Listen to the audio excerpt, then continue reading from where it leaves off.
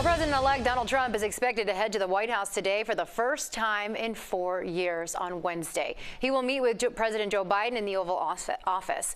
Yesterday, Trump took the unusual step of announcing key figures who will not be part of his administration.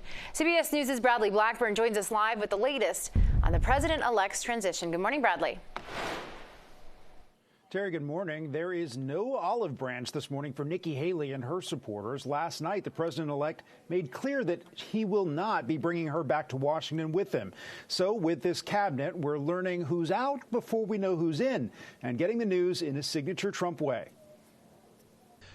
In a familiar form, a social media post, President-elect Trump announced he will not be inviting Nikki Haley or Mike Pompeo to join his administration, adding, "I very much enjoyed and appreciated working with them previously." Pompeo had served as Trump's Secretary of State and was thought to be a contender for Defense Secretary in a second administration.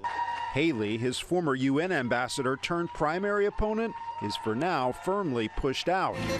While some presidents have formed cabinets that are teams of rivals, bringing in their former opponents, Trump may favor loyalists. This will truly be the golden age of America. That's what we have to have.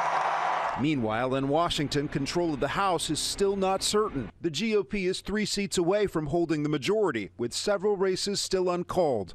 In a podcast, former House Speaker Nancy Pelosi addressed Democrats' defeat last Tuesday, saying President Biden should have dropped out sooner and pinpointing the culture wars. Well, there are cultural issues involved in elections as well. Guns, God, and gays. That's the way they say it. Setbacks are unavoidable, but giving up is unforgivable. President Biden also reflected on the loss last week. Biden has called Trump a threat to democracy. But in keeping with tradition, he will meet with the president-elect Wednesday at the White House. Trump did not host Biden after the 2020 election. That was Bradley Blackburn reporting.